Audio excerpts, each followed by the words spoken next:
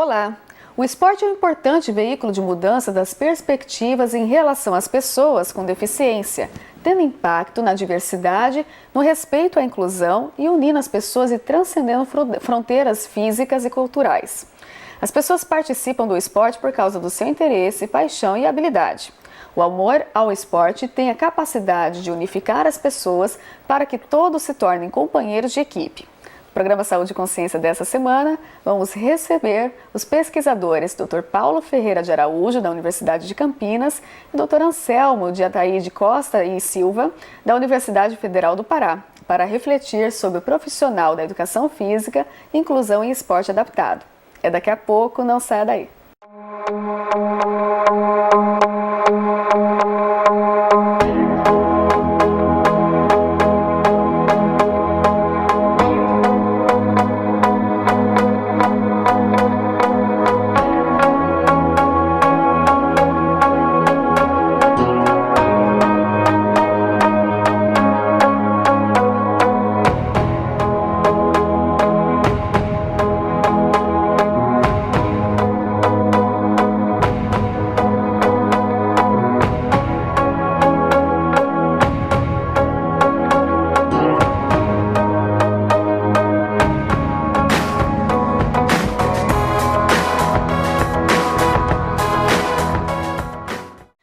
De volta com o programa Saúde e Consciência. Em nossos estúdios está o Dr. Anselmo e o Dr. Paulo. Nós vamos falar sobre o esporte adaptado.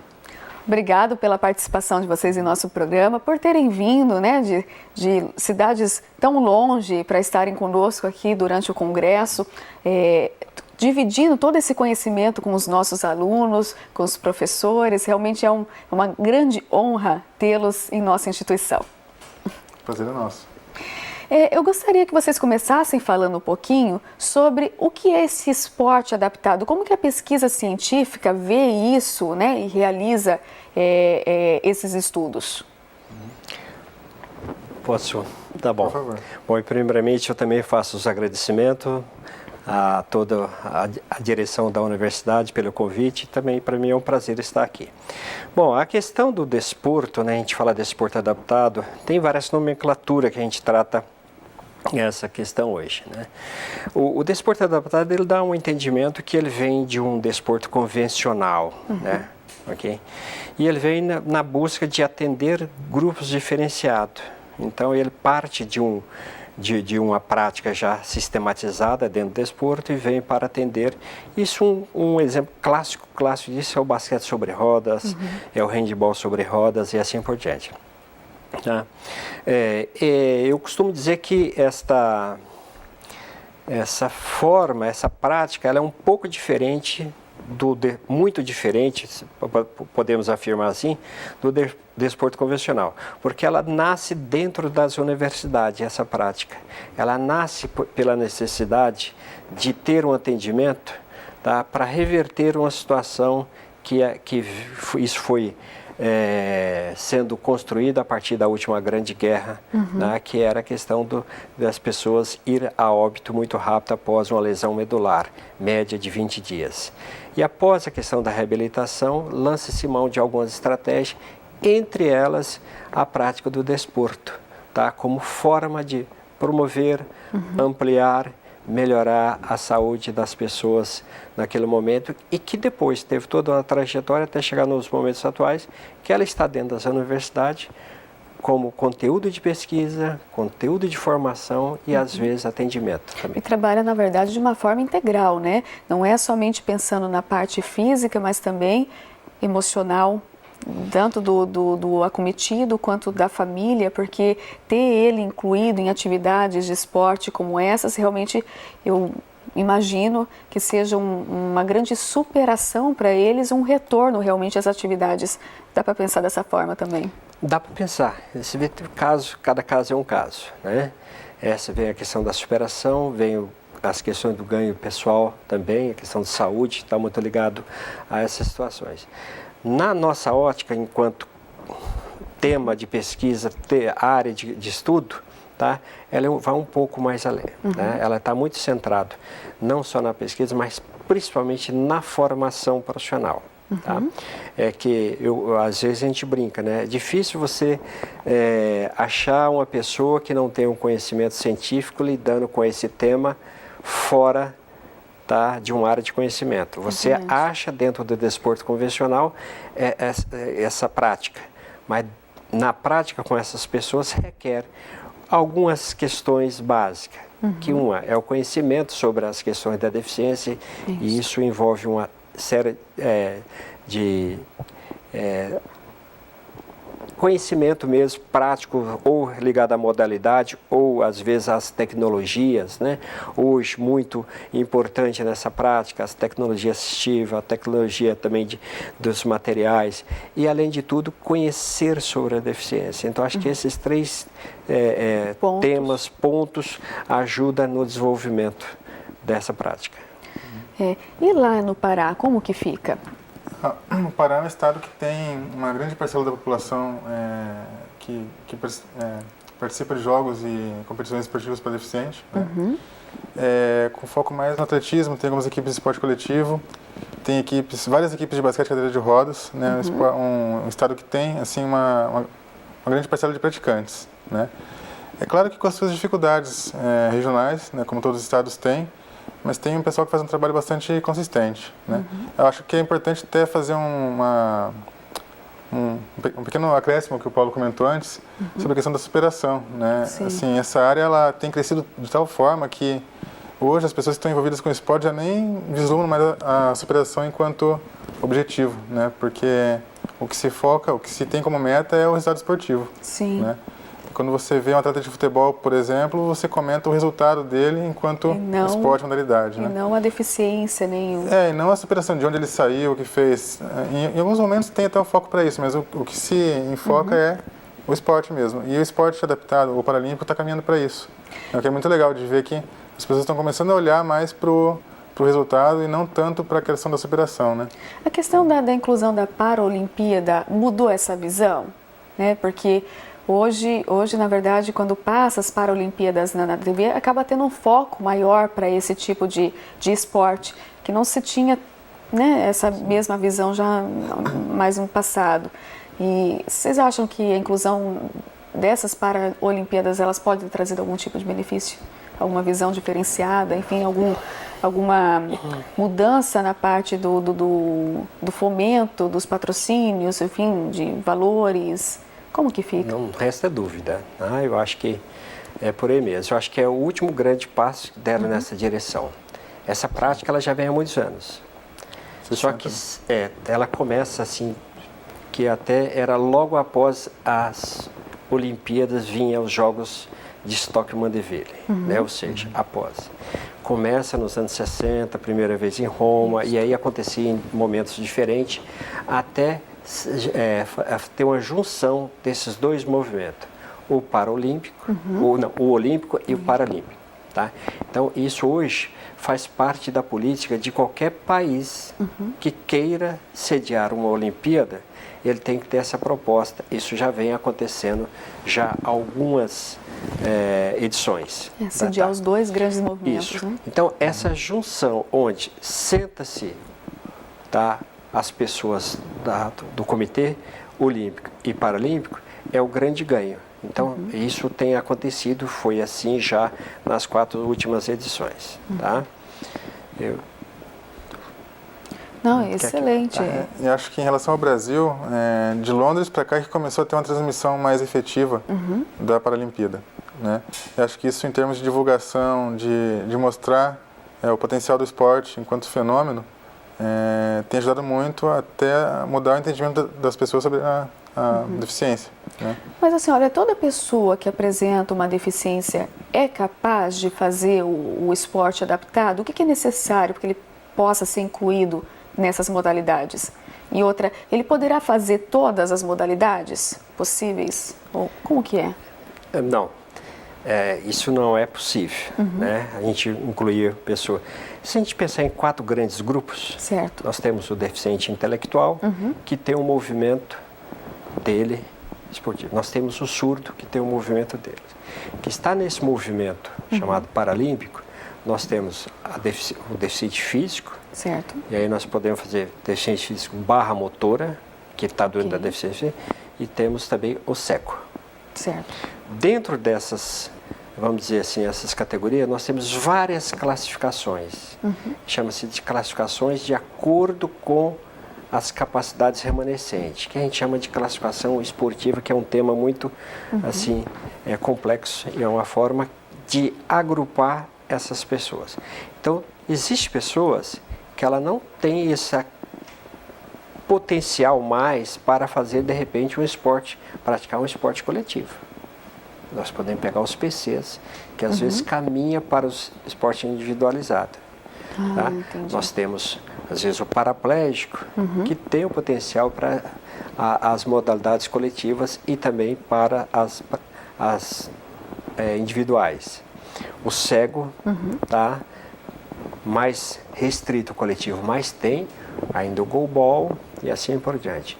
Tá? Os amputados e os lesados pelo vôlei, e assim nós temos N modalidade. Mas nem sempre ele se encaixa naquele potencial, vamos dizer, maior, aquele potencial que vai levar a um resultado. Então, e é o profissional de educação física que vai reconhecer todas essas limitações e saber qual a modalidade que seria mais indicada para cada um desses grupos? Ele vai fazer a avaliação, né, para ver se o potencial atleta tem o que a modalidade precisa. Né? Em alguns casos, a pessoa chega para praticar o esporte, pode fazer uma tentativa e não se adequar, mas de repente não é que é um problema da pessoa. Né? A gente viu o caso, quando estava no Unicamp, de pessoas com tetraplegia que tentaram praticar o handball com cadeira de rodas. Né? Não se saiu muito bem por conta da funcionalidade que é mais limitada. Certo. Quando foram para o rugby, que é um esporte para tetraplégicos, estavam num nível muito alto. Muito bom. Né? Então, acho que existe uma especificidade de esporte, assim, de modalidade que vai diferenciar. Não é tanto que a pessoa seja limitada. Né? Mas às vezes é o próprio quadro da doença, enfim, da incapacidade, que altera a parte fisiológica e impossibilita que ele possa fazer a prática de uma determinada atividade. Né? Sim, esse dificilmente vai ver que o professor Anselmo disse, né? Alguém que tem o comprometimento aí no movimento dos 4 membros, querendo jogar outra modalidade, que onde ele tem que fazer deslocamento, receber, passar, arremessar, coisa e tal. Não tem, ele tem que buscar uma modalidade onde ele acaba sendo. E para isso, tem a questão das classificações esportivas, né? Que é essa avaliação que o Anselmo falou um pouquinho, onde ele vai esse estudo das capacidades remanescentes, do potencial, do volume de ação que ainda resta a ele. Olha, dentro da tal modalidade você é classificado como tal. Se ele mudar de modalidade, ele pode adquirir outra. E isso aí acaba colocando ele numa situação real para o uso do seu potencial ao máximo. Tá? Então você não vai ver um cego total praticando com outro que é parcial, que é o chamado B1, B2, B3. Sim. Tá? Se ele tiver que competir com o cego total, ele vai pelo menos ter que usar uma venda para estar na condição igual. Então, esse talvez seja o grande avanço dentro do desporto adaptado. Tá? Dentro do desporto paralímpico, assim por diante. É a organização desses grupos de acordo com o volume de ação, de acordo com o potencial, e ele vai competir sempre com pessoas que têm o mesmo grau ou estar muito próximo a ele. Perfeito. Está muito interessante a conversa, nós vamos para um rápido intervalo, mas nós voltamos já. Você que está em casa, não saia daí. No próximo bloco, vamos entender e conhecer um pouco as linhas de pesquisas que esses professores, esses profissionais maravilhosos que estão aqui conosco, desenvolvem. Daqui a pouco, não saia daí.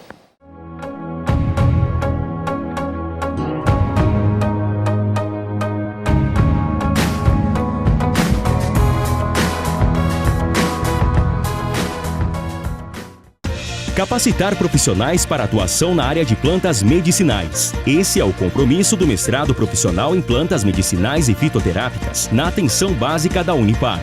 Recomendado pela CAPES, com 2 linhas de pesquisa e moderna infraestrutura. O curso tem como objetivo formar mestres que contribuam com o setor produtivo e com o sistema público de saúde na área da fitoterapia. Venha fazer parte desta equipe de sucesso. Unipar, um espaço para o seu talento. Eu estou aqui para te apresentar a Unipar Social. Você sabia que a Universidade Paranaense é uma instituição comprometida também com a comunidade externa? É isso mesmo. Além de oferecer todo o suporte necessário para os seus alunos, ela investe todos os anos em mais de 300 projetos que beneficiam cerca de 1 milhão de pessoas, direta e indiretamente no seu raio de influência. E eu tenho mais uma boa notícia para te dar. Agora você fica por dentro de todas essas ações acessando o site social.unipar.br. Unipar Social, transformando projetos em benefícios. Capacitar profissionais para atuação no campo da biotecnologia agrária. Esse é o compromisso do mestrado e doutorado em Biotecnologia Aplicada à Agricultura da Universidade Paranaense, recomendado pela CAPES. Com moderna infraestrutura e corpo docente com formação internacional, o mestrado em Biotecnologia Aplicada à Agricultura da Unipar prepara os melhores mestres e doutores para o mercado de trabalho. Venha fazer parte desta equipe de sucesso. Unipar, um espaço para o seu talento.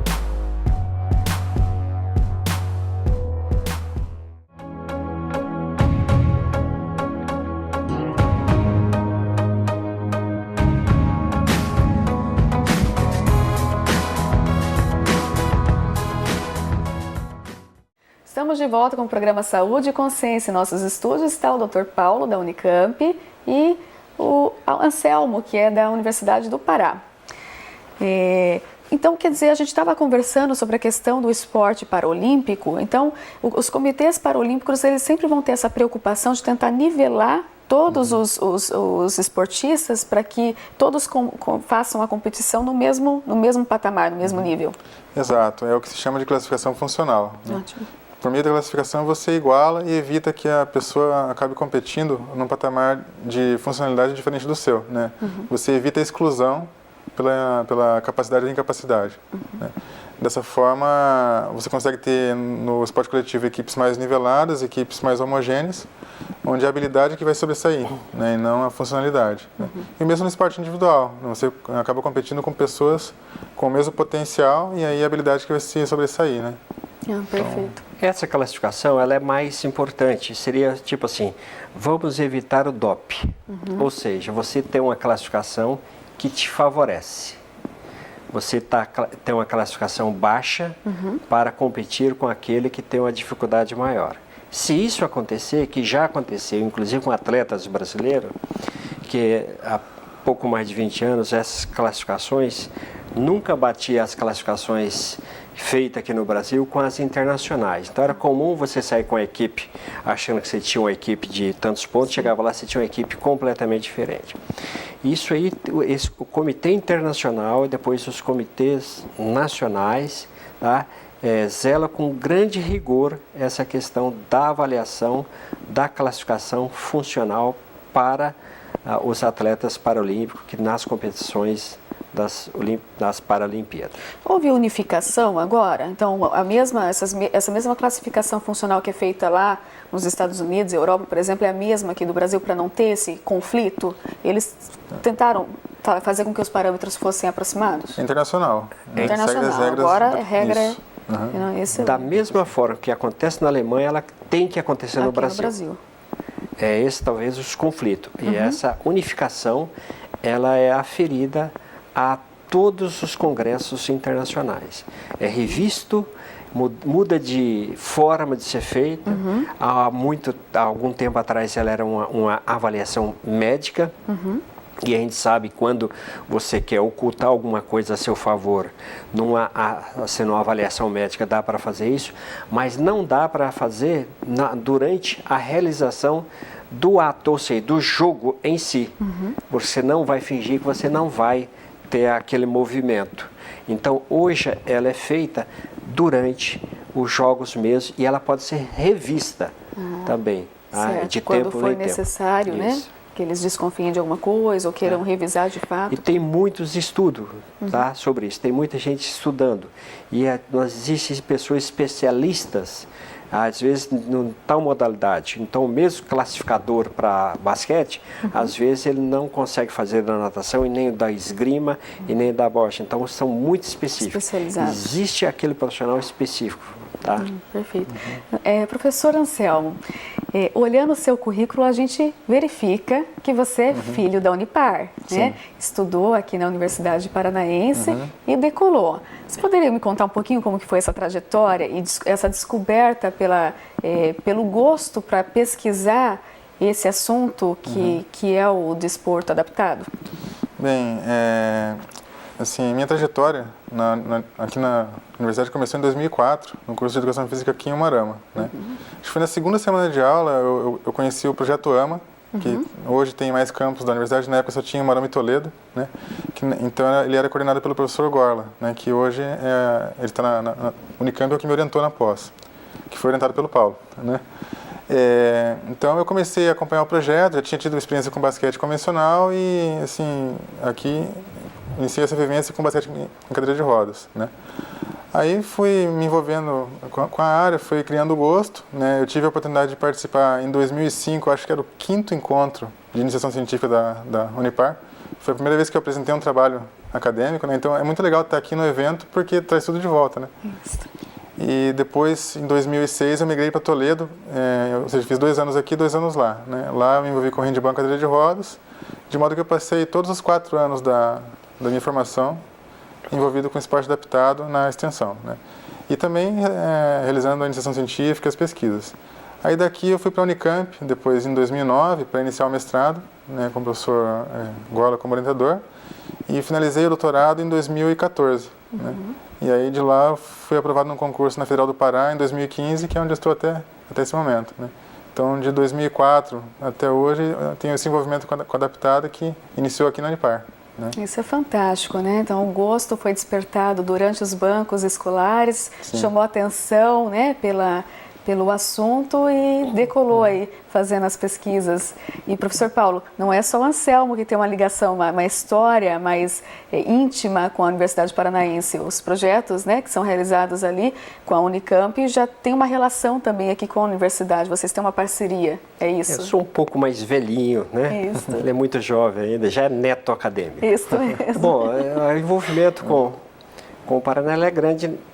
Eu disse que eu tenho alguns ex-orientando aqui, mas eu tenho ex-orientando espalhado pelo Brasil afora, que nasceram no estado do Paraná, né? Eu tenho pessoas de Maringá, eu tenho pessoas de Curitiba, mas aqui especificamente eu tive o professor Gorla, o professor Décio, o professor Gilberto e a professora Fábia, que está terminando o doutorado agora, tá? Isso diretamente aqui com a Unipar, né, que eu tenho essa ligação.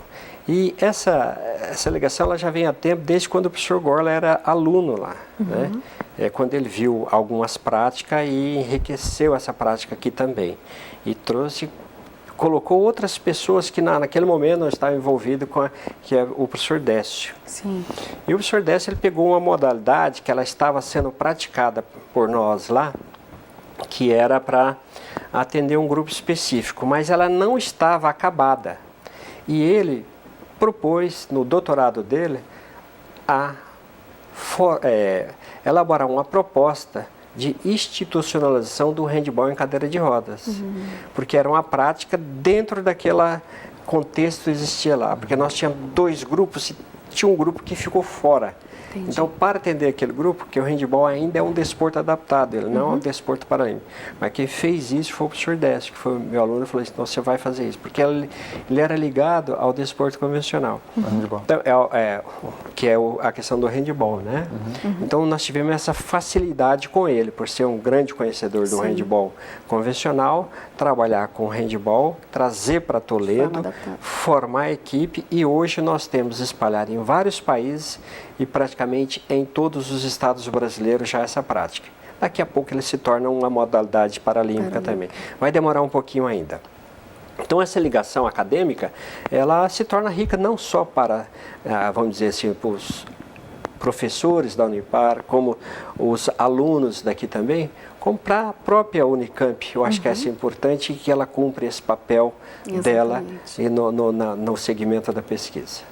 E daí chama a atenção porque, na verdade, não são só os professores, né? A Universidade Paranaense ela tem realmente esse papel de capacitar os seus professores e dar oportunidade da saída deles para que eles completem os seus mestrados e doutorados e retornem à casa para poder aplicar todo o conhecimento, de fato, que foi adquirido lá. Tanto é que foi implantado, né, esses projetos de extensão, enfim, aqui na casa. Mas não são só esses que chamam a atenção também a questão dos alunos, como você, né, Anselmo? Não foi somente você que foi para a Unicamp para poder buscar uma formação de pós-graduação a nível de estrito senso, né? E melhorar essa questão, aprofundar, na verdade, a carreira de pesquisador. Nós tivemos, pelo relato, acho que são 7 acadêmicos. Só do curso de Toledo, são 7 alunos egressos que migraram para fazer pós-graduação. São 5 na Unicamp e 2 em Curitiba, na Federal do Paraná. Todos com esse foco do desporto adaptado? Os que foram para a Unicamp, sim, porque lá é onde tem um departamento específico, né? Então, são 5 alunos, acho que mais 2 anos todos sendo doutores, né? Todos saídos de Toledo, né? E os que foram para Curitiba trabalhando mais na área de saúde, exercício de saúde, né? Então, é legal ver esse impacto, essa inserção social que a universidade promove, né? Assim, dos alunos darem continuidade na formação de pós. E quando a gente pensa lá na Unicamp, professor, o laboratório que ele desenvolve esse projeto, ele não faz só a pesquisa, ele tem um projeto de extensão importante também, não é? Tá. Como é? Ó, tudo isso está acontecendo, nasceu de uma extensão. Tá? Tudo isso em 88 nós começamos, tinha um atendimento já esporádico com pessoa surda e de repente nós ampliamos isso aí. Isso vem por uma necessidade de você qualificar os nossos alunos, tá? Onde nós tivemos que colocar disciplinas para discutir esse tema. Então, nós abrimos, naquela época, em 1988, os projetos, práticas ali, tá? Com outros professores também, com o professor José Luiz Rodrigues, Ana Isabel, a gente começa ali a atender o pessoal, depois agregaram-se outros professores, tá? E aí, abre enquanto área de estudo, porque quando você está numa universidade, ela te possibilita isso, você sonhar, né? Então começa essa prática e essa prática começa a ter uma grande adesão dos nossos alunos de graduação. Logo após vem as especializações, que nós tivemos aí por volta, me parece que são 11 cursos de especialização, o qual eu coordenei, e depois abre-se o mestrado e em seguida o doutorado, e hoje nós temos até aluno de pós-doutorado lá nesse. Nós temos um departamento, acho que é o único no Brasil, que é o DEAFA, que trabalha esse tema de uma forma mais ampla. Ela tem também o obeso, as menopausadas, a obesidade já falei, e as diabéticos e assim por diante. Nós temos um grupo hoje de 12 professores, tá? Que vão trabalhar em todas as áreas. Trabalha nessas áreas que é a adaptação e saúde. Importante inclusão social, né? É fantástico o trabalho que é realizado. Eu parabenizo o professor pelo trabalho que vocês desenvolvem na Unicamp. Agradeço, né, pela capacitação e a formação de nossos professores e alunos e por recebê-los tão bem como vocês fazem lá. E estou muito contente pelo senhor ter aceito o convite de vir visitar a nossa casa, que ela está sempre aberta para as parcerias que são sempre muito importantes e que todo mundo ganha com isso, né? Tanto a sociedade, o meio acadêmico, enfim, e todo o conhecimento que é gerado. Então, muito obrigada. Anselmo, eu também agradeço muito você ter se deslocado lá do Pará. Tudo bem que você vem para cá, já visita a família, mata a saudade e visita a casa novamente, da onde você foi formado, né? Com certeza. Mas a gente nos traz muita alegria saber que um egresso nosso está fazendo diferença lá no Pará. Né? Muito obrigado. Então, muito obrigada. Eu que agradeço. Estamos chegando ao final. Você que está em casa, eu agradeço a sua participação, eu agradeço a sua audiência e eu espero você na próxima semana.